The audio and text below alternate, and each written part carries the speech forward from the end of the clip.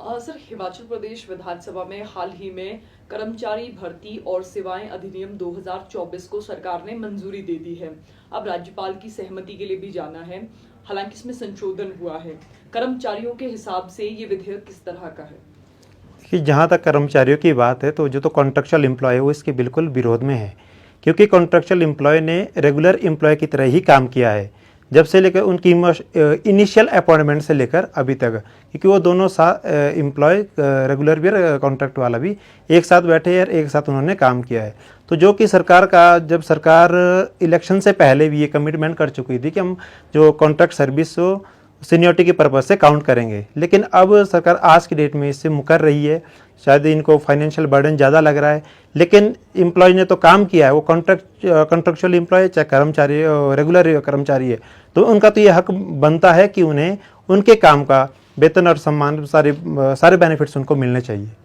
देखिए, थोड़ा सा सरल भाषा में इस अधिनियम का कर्मचारियों पर क्या वाकई असर पड़ रहा है, ये समझाइए, और साथ में किस तरह ये डिफरेंशिएट कर रहा है, इसके विषय में बताइए। देखिए, असर तो करेगा ही। अब जहां कर्मचारी जिनको 10-10 साल अभी तक कोर्ट में धक्के खाते हुए हो गए हैं, अपने हक के लिए लड़ाई लड़ रहे थे, कि उनको उम्मीद थी कि जो उन्होंने काम किया उसका बेनिफिट इनको मिलेगा, लेकिन जो अभी एक्ट लाया है इसमें तो क्लियर कर दिया है कि जो भी कॉन्ट्रैक्ट सर्विस होगी वो किसी भी पर्पज से काउंट नहीं होगी, बल्कि इसी सरकार ने, इसी कांग्रेस सरकार ने अभी एक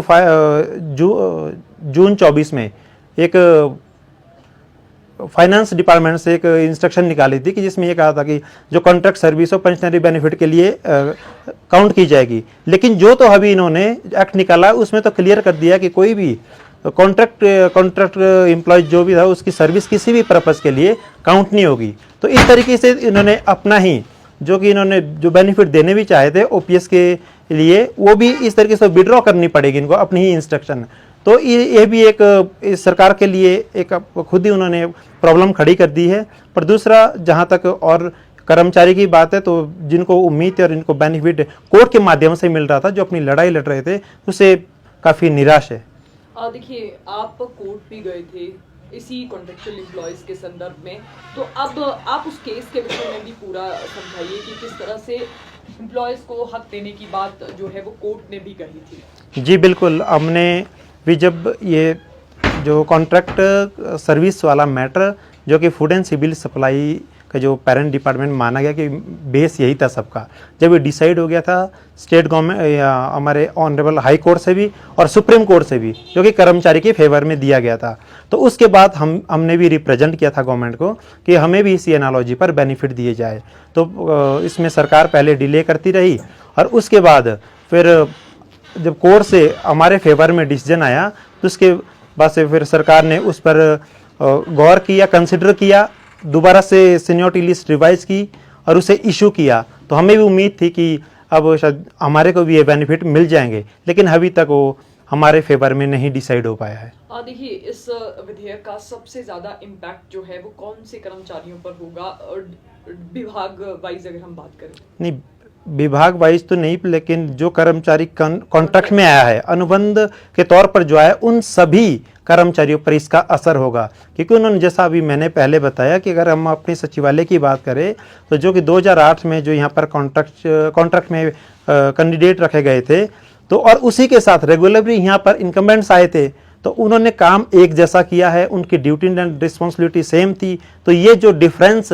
कहीं आप हमारे ऑफिस की बात करें चाहे किसी और डिपार्टमेंट की बात करें, ये कहीं भी मतलब कारगर साबित हमारे फेवर में नहीं है। तो क्या सरकार के प्रतिनिधियों से या मुख्यमंत्री से आप लोगों की बातचीत हुई थी संदर्भ में? मुख्यमंत्री ने क्या कहा था? हाँ, इस संदर्भ में भी कुछ दिन पहले हमारी बात हुई थी, तब ने उनको भी ये याद दिलाया था कि उनके इलेक्शन से पहले की जो कमिटमेंट थी कि आपने ही, बल्कि अभी तक वैसे वीडियो कई जगह वायरल हो रहे हैं जिसमें कि कहा था कि हम कॉन्ट्रैक्ट सर्विस को सीनियरिटी के पर्पज़ से काउंट करेंगे, लेकिन जब आज ऐसी स्थिति हो रही तो आज ये अपने ही वादे से मुकर रहे हैं। हमने ये भी उनके सामने आग्रह किया था कि नहीं, हमें ये बेनिफिट मिलने चाहिए। तो आपके कहने का हम ये भी अर्थ माने कि कर्मचारी इसके विरोध में है? जी बिल्कुल, जो लड़ाई कोर्ट के द्वारा लड़ी गई थी, फिर हमारे फेवर में आई थी, तो इसके अवश्य ही तौर पर तो कर्मचारी इससे नाराज़ हो गई। हम आगे भी ये उम्मीद करते कि हमारे फेवर में डिसीजन हो। तो कोई धरना प्रदर्शन या फिर से एक बार मुख्यमंत्री से बातचीत करेंगे, क्योंकि अब तो ये विधेयक कानून ही बन गया। जी बिल्कुल, बातचीत करेंगे, पहले बातचीत करें। अभी तो जैसा आपको पता ही है कि अभी गवर्नर साहब के पास ये फाइनल अप्रूवल के लिए जाएगा, तो उससे पहले हम अमेंडमेंट के लिए ज़रूर गुहार लगाएंगे प्रशासन से भी और सरकार से भी। नहीं, सरकार की तो जो मंशा ये क्लियर ही है कि इनको जो फाइनेंशियल बर्डन दिख रहा है, जो कि एक डिपार्टमेंट, एजुकेशन डिपार्टमेंट में जो उनका फाइनेंशियल बेनिफिट है रिलीज भी किए हैं, तो उसको देखते हुए कि कॉन्ट्रैक्ट जो कर्मचारी वो बहुत सारे हैं, तो इसको देखते हुए कि स्थिति जो कि सीएम साहब बार बार कहते हैं कि हालात सही नहीं है, उसके मद्देनज़र रखते हुए इन्होंने ये एक्ट लाया है। लेकिन हमारा तो सबसे बड़ा मुद्दा है कि जो कॉन्ट्रैक्ट सर्विस जिस पर उसने काम किया कॉन्ट्रेक्चुअल एम्प्लॉय ने, उसके सीनियरिटी के पर्पस से तो ये काउंट होना चाहिए। और देखिए, एक मसला यहाँ पर और है जिस पर खासी चर्चा हो रही है, वो मसला ये है कि अब उन कर्मचारियों से रिकवरी भी की जाएगी, इसमें कितनी सच्चाई है? नहीं, देखिए, जब तक अभी कोई फाइनल डिसीजन नहीं हो पाता, क्योंकि एक्ट भी अभी वो पारित होने, इम्प्लीमेंट होने में समय लग सकता है, क्योंकि जब तक गवर्नर साहब से साइन नहीं हो पाते, अभी इम्प्लीमेंट करने में भी देरी हो सकती है, तो उसके बीच सरकार क्या रास्ता निकालती है, तो उसका भी हमें इंतजार करना चाहिए।